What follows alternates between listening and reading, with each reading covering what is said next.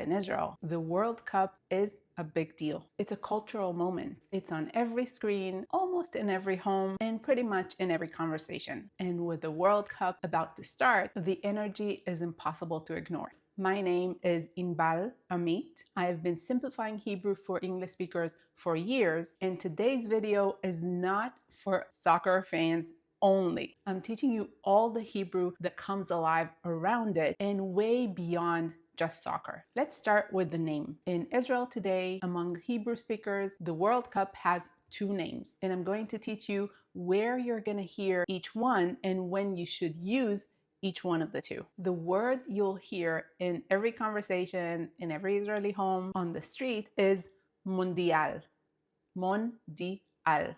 Mondial. Israelis don't explain it, they don't translate it, they just say mondial. It comes from languages like Spanish or Italian, where it almost exclusively refers to the FIFA World Cup and means worldwide or global. Hebrew speakers and Israelis adopted it completely. It's one of those adopted words that landed so naturally that nobody questions it anymore. Now, in more formal settings, official broadcasts, written news, official documents, you'll come across the full name. Gvia Ha'olam B'Chaduregel. Gvia, Gvia, Gvia, Ha'olam, Ha'olam, Ha'olam, B'Chaduregel. Bechadurегel. Bechadurегel. That is the formal Hebrew name. But when speaking to friends in coffee shops, mondial. That's your word. Now, I want to teach you something that is going to make Hebrew feel a little bit like a superpower. In Hebrew, most ball sports follow the same pattern. The word kadur, kadur, means ball. In Hebrew, simply adds the relevant word after it to name the sport. Kaduregel, is soccer. It is a combination of kadur, ball, and regel, leg. Makes sense when you think of it. Kadursal is basketball. Kadur is ball, sal is basket. Ball, basket. Basketball. Kadursal. Kaduraf is volleyball. Kadur is ball, af is flying or fly. Kaduraf, volleyball. Kadureshet is netball. Kadur is ball, reshet is net. Ball, net. Netball.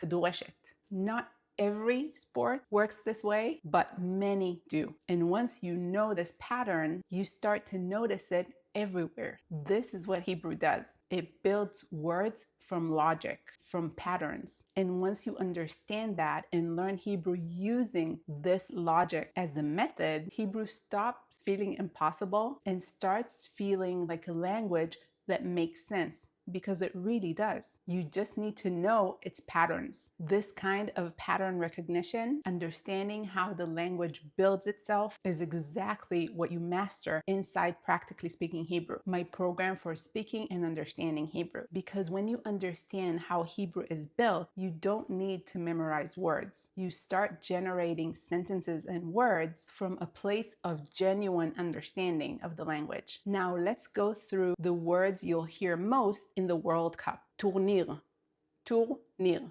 tournir, tournament, and it comes from this word. You'll hear this for the World Cup, but also for any tournament in any sport.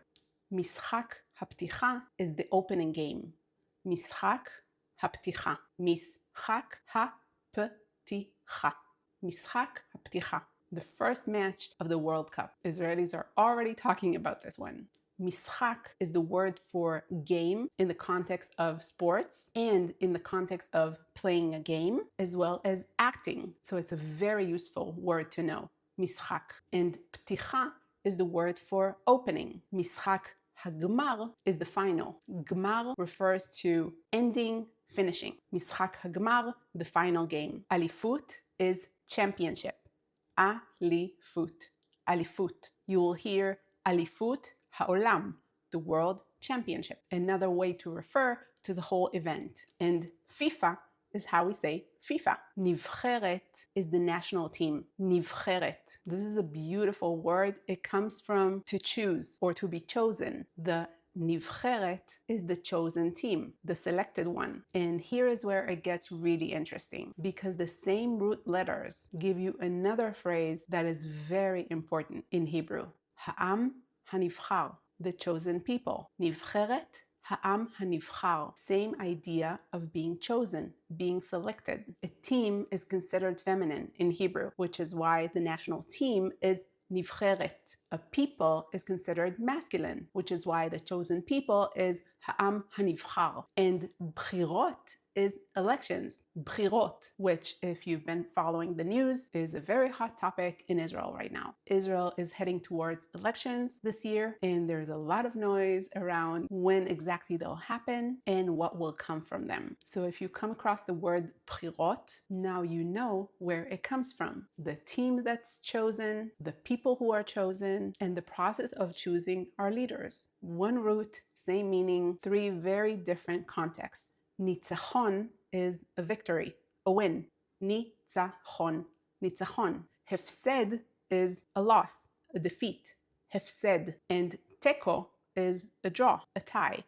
Teko. And the numbers for the actual score, you already have those if you're inside Practically Speaking Hebrew. There's an entire unit of lessons dedicated to numbers because it transforms your Hebrew skills and your ability to stand on your own in Hebrew. That includes score, time, prices, and so much more. So Mundial season is here, and whether you watch every game or like me, you only know of it, now you have the Hebrew behind it. The ball pattern for various sports, the words for winning, losing, or tie, the connection between the national team and elections. This is what I love about Hebrew. It's never just vocabulary. It's always connected to something bigger. If you want to go deeper, if you want to actually speak Hebrew, understand it, and feel at home in it, Practically Speaking Hebrew is where you do that. And if you want to read and write Hebrew, biblical and modern, within days, Hebrew 123 is all you need to get there. The links to both programs are in the description. If you're not subscribed to this YouTube channel, I post a new Hebrew lesson and video every week, so make sure that you subscribe so you don't miss any of them. Watch these videos next, and I will see you in the next video.